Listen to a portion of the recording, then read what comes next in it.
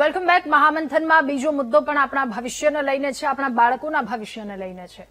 આપણે તે એવું કહેવાય છે કે વાપરતા આ વિશ્વમાં સહુધન ખૂટી જાય પણ વિદ્યા વાપરતા વધે એ જ અચરજ કહેવાય.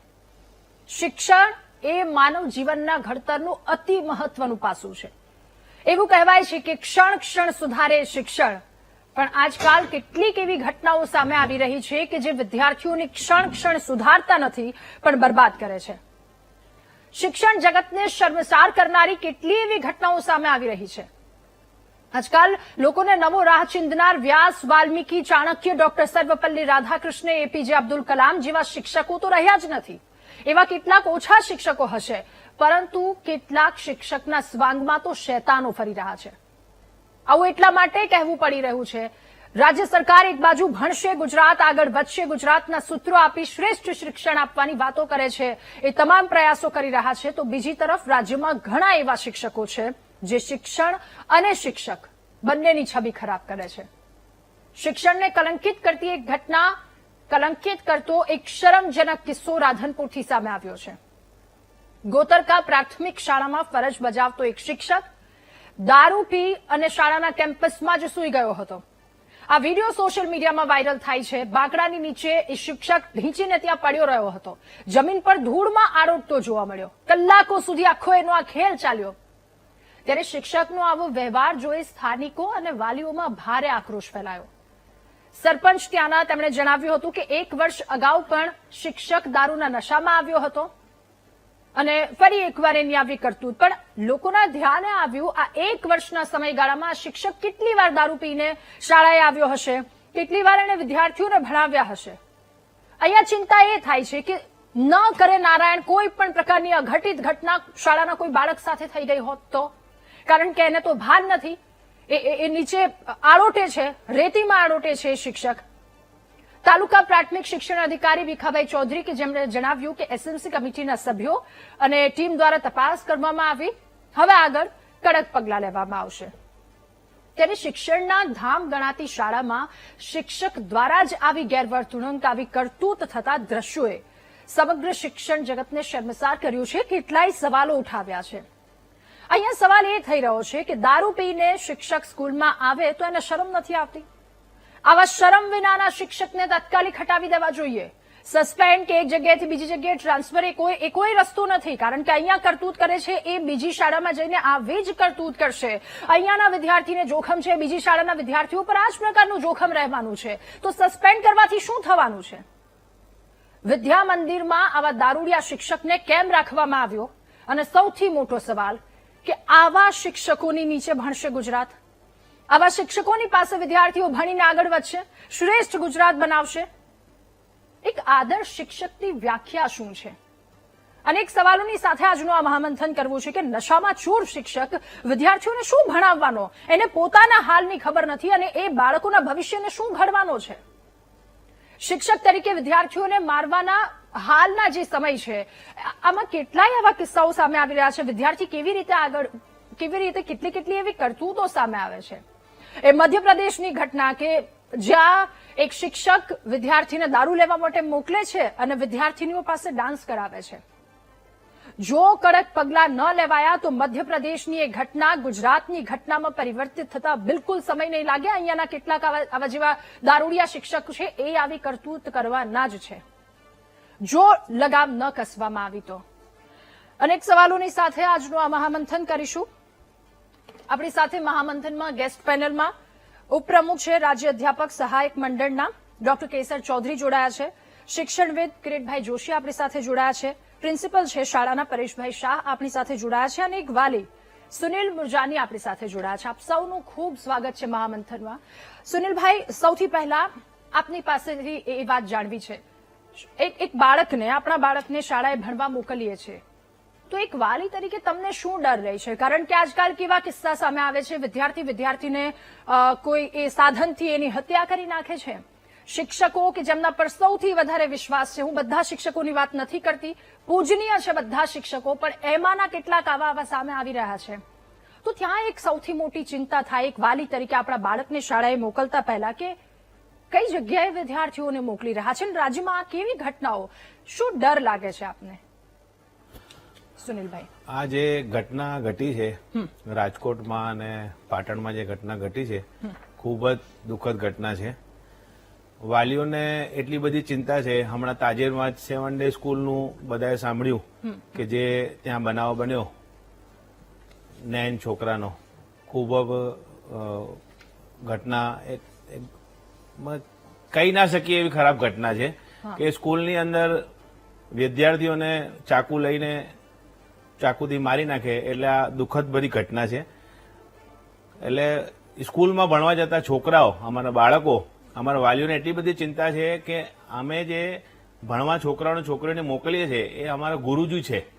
એ અમારા ગુરુ કરીને અમે એને માનીએ છીએ અને ગુરુ તરીકે અમે એમને સન્માન આપીએ છીએ.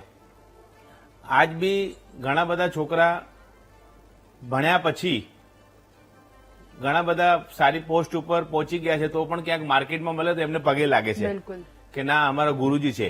એવા અમારા સંસ્કાર છે અમારા ગુજરાતના છોકરાઓના. અને આવી બધી ઘટના જે હમણાં ઘટી રહી છે બહુ દુઃખદ ભરી ઘટના છે.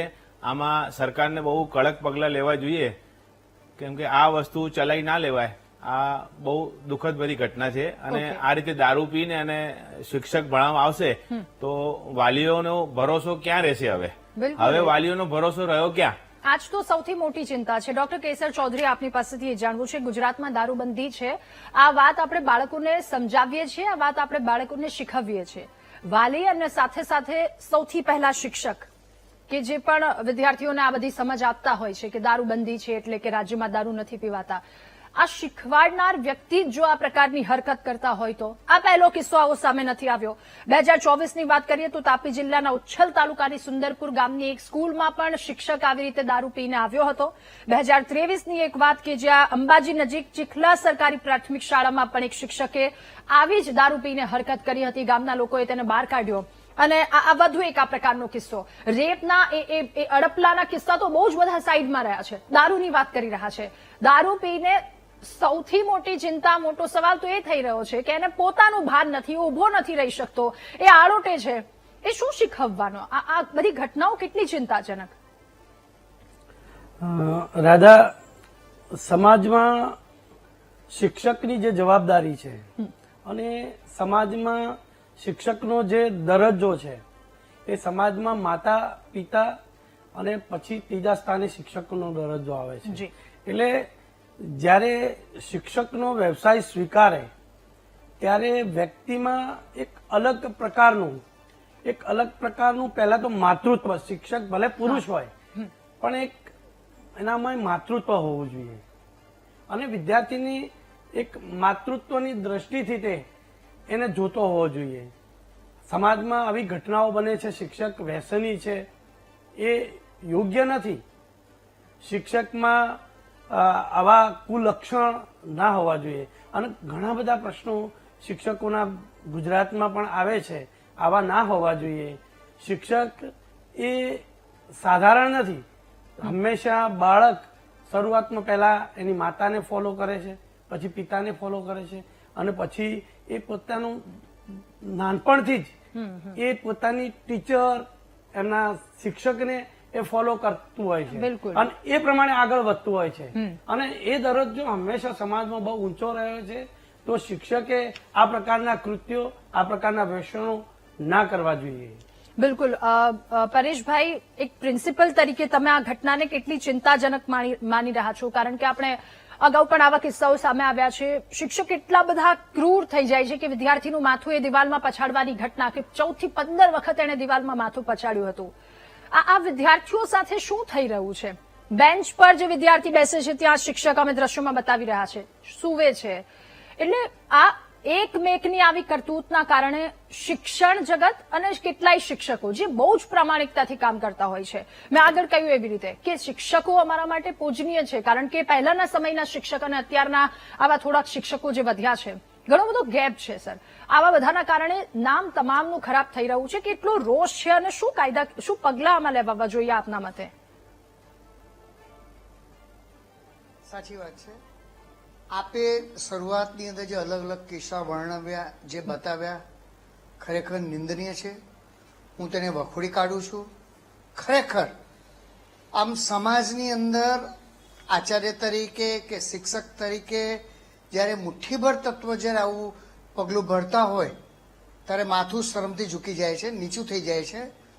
ચારિત્ર શિક્ષણની અંદર બહુ જ મહત્વની મૂડી છે એવું હું માનું છું. કારણ કે જ્યારે બાળકો આપણી પાસે આવે છે અથવા તો વાલી પોતાના બાળકોને એક વિશ્વાસ સાથે જ્યારે સોંપે છે ત્યારે હું માનું છું કે સમાજની અંદર સૌથી મોટી જવાબદારી શિક્ષણ સાથે જેટલા સંકળાયેલા છે એમાં શિક્ષક પણ હોય, આચાર્ય પણ હોય, સૌથી મોટી જવાબદારી છે. અને આ બધા બનાવો તેમાં ખાસ કરીને હું 30-35 વર્ષથી આ શિક્ષણ સાથે સંકળાયેલો છું. પણ છેલ્લા 6-7 વર્ષથી જે આ બધા બનાવ બને છે એને ખરેખર વખોડી કાઢું છું. બીજી મહત્વની બાબત, ફક્ત શિક્ષકને સસ્પેન્ડ કરવાથી આનું નિરાકરણ નથી. કડકમાં કડક પગલા લો, એવા પગલા લો કે બાકીના કોઈ પણ શિક્ષક કોઈ પણ આવું કૃત્ય કરતા પહેલા 100 વખત વિચાર કરે. કાયદાની છટકબારીઓની અંદરથી જો છટકી જશે તો મને લાગે છે કે શિક્ષણ જગત માટે ખૂબ જ લાંછનરૂપ છે. અને જે બધા બનાવ બને છે એનો વખોડી કાઢું છું. ખૂબ જ દુઃખદ છે, સમાજ માટે નિંદનીય છે, કારી ટીલી સમાન છે. હું એને વખોડી કાઢું છું. ઓકે, કિરીટ જોશી સર, હવે આપની પાસેથી જાણવું સર, એક શિક્ષણવિદ તરીકે આ ઘટનાને લઈને તમે શું કહેશો? કારણ કે 2023, 24, 25 અલગ અલગ વર્ષના એવા કિસ્સાઓ મેં આપને કહ્યા કે આ વર્ષમાં શિક્ષકોની આવી કરતૂત સામે આવી હતી. એક વાલી તરીકે બાળકને આંખ બંધ કરીને શિક્ષકની પાસે મૂકતા હોઈએ છીએ કે ચલો શિક્ષે, અહીંયાથી કોઈ દુર્ગુણ એનામાં નહીં આવે. પણ આ કિસ્સો તો એક બહુ જ મોટું પ્રશ્નાર્થ ચિહ્ન કરી રહ્યું છે. સર, આ મોડર્ન થઈ રહ્યા છે, આગળ વધી રહ્યા છે. એ ઝાડ નીચે શિક્ષણ અપાતું હતું, હવે વર્ગખંડ સુધી આવ્યા. પણ આવા કેટલાક કિસ્સાઓ છે ત્યાં એમ થાય આટલું બધું મોડર્ન નતું થવાનું. રાધાબેન, આપે જે શિક્ષણ વિશે જે ચિંતા વ્યક્ત કરી છે એ બહુ જ વાસ્તવિક છે. આપના શબ્દો એ સમગ્ર સમાજના શબ્દો છે એમ હું કહીશ.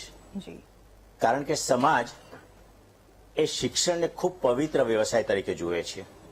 અને આવા પવિત્ર વ્યવસાયમાં જ્યારે શિક્ષકો જોડાય છે ત્યારે ઈશ્વરે તેમને એક મોટામાં મોટી સમાજની અને રાષ્ટ્રની સેવા કરવાની તક આપી છે અને ભાગ્યશાળી ગણું છું. ત્યારે આવા શિક્ષકો જે શિક્ષણમાં આવે છે ત્યારે એમની પાસે 3 ગુણોની અપેક્ષા રહે છે. એક, એમની પાસે જ્ઞાન હોવું જોઈએ જે શીખવાડવાનું છે બાળકોને.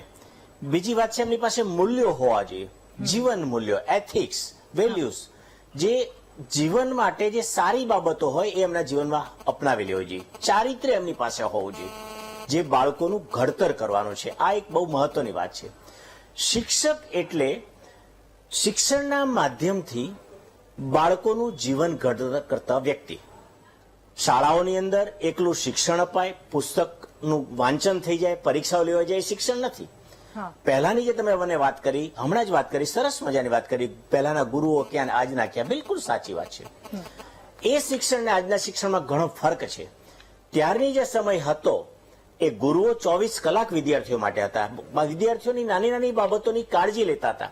કેવી રીતે હું એનું જીવન ઘડતર કરી શકું ને એની સામે એ બાળક તો ઠીક પણ એમનો પરિવાર, આખો સમાજ, આખું રાજ્ય એ શિક્ષકનું સન્માન કરતા હતા અને ખૂબ ઉત્તમ મજબૂત કડી હતી. આજે એનાથી વિપરીત થઈ ગયું છે. આજે વિદ્યાર્થીને રોજગારી મેળવવા કે વ્યવસાય ઉભો કરવા માટે માત્ર ડિગ્રી જોઈએ છે અને શિક્ષકોને માત્ર પગાર જોઈએ છે. બહુ દુઃખ સાથે બોલી રહ્યો છું. અને છતાંય આપના શબ્દો સાથે હું સહમત છું કે આપણે સન્માન સાથે કીધું છે કે શિક્ષકો સન્માનનીય જ છે. પણ આવા 2-5% શિક્ષકો જ્યારે પોતાનો જે ફરજો છે ચૂકી જાય છે, પોતાની લાઈન ચૂકી જાય છે, ત્યારે સમાજને ખૂબ હાનિકારક બને છે. કદાચ ભલે આપણે એમ કહીએ કે 2%, અરે 1% શું 0.1% હોય ને તો પણ આ રાષ્ટ્રના સંસ્કારને, રાષ્ટ્રની સંસ્કૃતિને, રાષ્ટ્રના વિકાસને એક લૂણો લગાડી દે છે. લૂણો લાગી જાય તો રાષ્ટ્રનું પતન થતા વાર ન લાગે. અને માટે જ હું એમ કહીશ કે શિક્ષકો. જી સર, આપની વાત બતાવી દો ટૂંકમાં સર. આપ કંઈક. હા, એટલે આજે લૂણો જે લગાડી રહ્યા છે જે રાષ્ટ્રનું પતન કરી શકે. એટલે આવા શિક્ષકોને જ્યારે પણ સહેજ પણ દેખાય એમાં પછી તપાસની જરૂર જ નથી. પુરાવા છે, સાહજિક પુરાવા છે. પછી દેખાડો કરીને કદાચ કોઈ રાજકીય પક્ષ સાથે સંકળાયેલા હોય અને બચાવી લેવાય મતબેંક માટે, આવું કોઈ પણ સરકારે ન કરવું જોઈએ. પછી કોંગ્રેસ સરકાર હોય, ભાજપ સરકાર, કોઈ પણ હોય. બિલકુલ. કારણ અને કે આ છેલ્લે બિલકુલ આ છેલ્લે આપણા ભવિષ્યની વાત છે, કારણ કે જો ભવિષ્ય જે પાયો છે દેશનો, એ પાયાના એ બાળકો સાથે જો આવી કરતૂતો થશે તો એ સૌથી વધારે ચિંતાજનક વાત છે. ડોક્ટર કેસર સર, ફરી એકવાર આપની પાસે આપને હવે મને તો અહીંયા ચિંતા સૌથી વધારે વિદ્યાર્થીઓની થઈ રહી છે. આપણે એવું કહીએ કે 5 1 5 5 2 2 5 2 10 આ જે આખું જે જ્ઞાન આપવામાં આવી રહ્યું છે, ખાલી અને બહાર નીકળલો એ વિદ્યાર્થી, આપણે એવું વિચારીએ કે એનામાં ભાવના હોય, કૌશલ્ય હોય, પણ આ તો ભાવહીન, કૌશલ્યહીન વિદ્યાર્થી બહાર નીકળશે આવા શિક્ષકો પાસેથી ભણીને. કેવા કડક પગલાં લેવા જોઈએ, કારણ કે જો સસ્પેન્ડ કરશે થોડાક વર્ષો માટે, ફરી એ આવવાનો છે, એની આદત નથી છૂટવાની, અથવા તો બીજી શાળામાં હશે તો ત્યાંના વિદ્યાર્થીઓ માટે પણ એટલી જ ચિંતા. શું કડક પગલાં લેવા જોઈએ અને આવા ન આવે એને લઈને શું એક વાલી તરીકે પણ શું થવું જોઈએ? દાદા, એમાં એવું છે કે શિક્ષક આ બધા કૃત્યો શિક્ષકો તરફથી કેમ થવા લાગ્યા, આખા સમાજની ચિંતા છે. આખા સમાજે આ ચિંતા કરવી જોઈએ. આજે સમાજમાં કુટુંબ વ્યવસ્થા તૂટી છે. આપણે જોઈ શકીએ છીએ કે વ્યક્તિ અથવા મનુષ્યો સર, સમયનો અભાવ છે, થોડી ટૂંકમાં આપની વાત જણાવજો. એટલે કુટુંબ વ્યવસ્થા તૂટી છે અને સોશિયલ મીડિયાનો એટલો પ્રભાવ વધતો ગયો છે જેથી સમાજમાં દરેકની માનસિકતા ઉપર એની અસરો થવા લાગી છે. તો સોશિયલ મીડિયા ઉપર ખરેખર આનો રોક લગાવવો જોઈએ અને આવી વિકૃતિઓ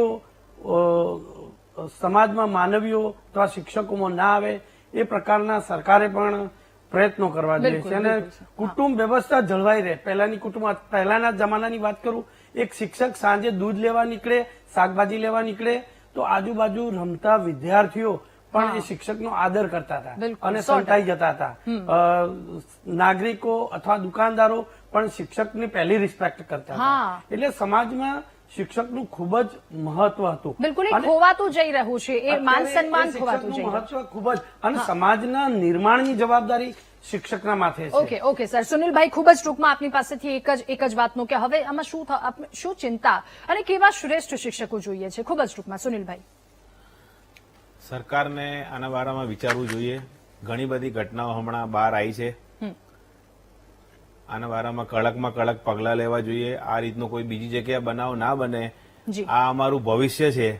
જયારે મા બાપ સ્કૂલમાં છોકરાઓને ભણાવતા હોય છે, ઘણી બધી સંસ્થાઓમાં બાળકો માટે ફી ભરવા માટે પૈસા નથી હોતા.